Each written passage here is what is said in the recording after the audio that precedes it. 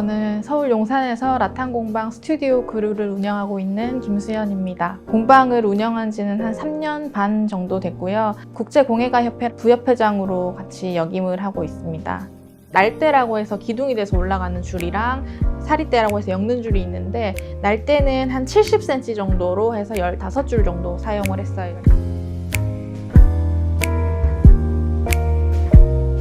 처음에 이제 바닥을 짤 때 10cm 정도까지 엮었어요.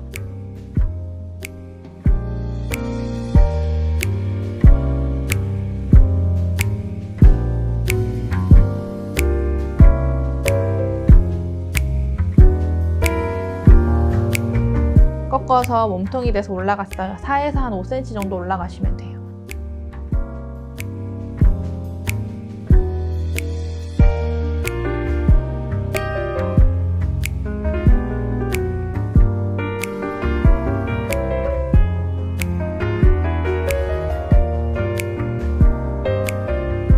가위는 저는 끝이 좀 뾰족한 날을 사용해요. 그래야지 안쪽에 마감할 때 좀 깔끔하게 되는 느낌이고, 사실 문구용 가위나 이런 걸로도 쉽게 잘리거든요. 생각보다 말랑말랑해서.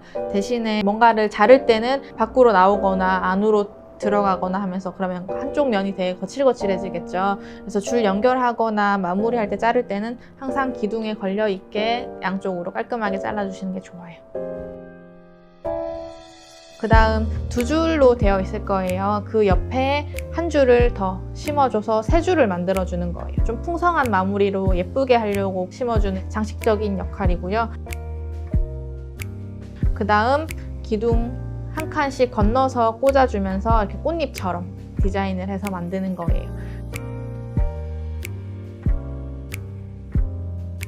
그래서 사이즈는 70cm 기둥을 사용해서 바닥을 10cm까지 저는 짰지만, 바닥은 한 15cm까지 짜셔도 되고 높이도 좀 더 올리셔도 돼요. 그러면 남아있는 기둥이 제 거보다 좀 짧기 때문에 좀 짧게 꽂아주셔도 전혀 다른 느낌의 바구니가 완성이 될 거예요.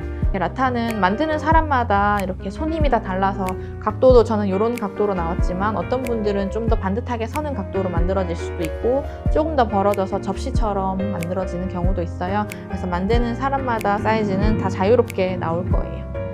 라탄은 이렇게 동남아시아 지역에서 대나무처럼 길게 자라는 나무를 가공해서 바구니부터 가구까지 다양한 소품을 만들어서 사용하는 공예예요. 라탄 재료랑 분무기, 물그릇, 송곳, 가위, 줄자 정도만 있으면 내가 만들자마자 바로 실생활에서 사용을 할 수가 있어요. 그게 가장 큰 장점이라고 생각돼요. 나 혼자 산다에서 이제 박나래 씨가 얼마 전에 이제 발리풍으로 인테리어를 이렇게 꾸민 거를 봤는데, 인도네시아가 라탄으로 제일 좀 유명한 편이고, 동남아시아 전반적으로는 라탄을 좀 많이 하죠.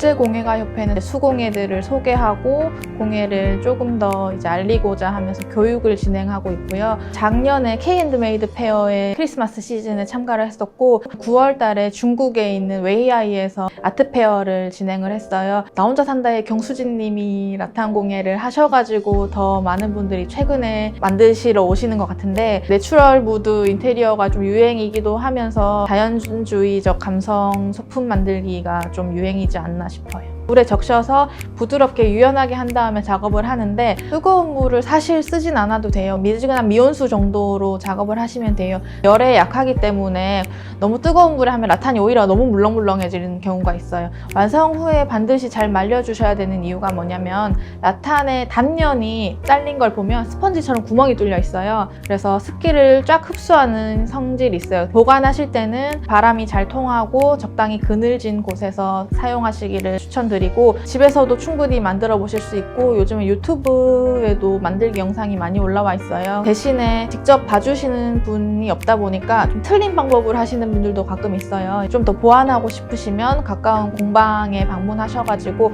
원데이 클래스나 정규반 수업을 추가로 들어보시면 더 퀄리티 있는 작품을 만드실 수 있을 거예요.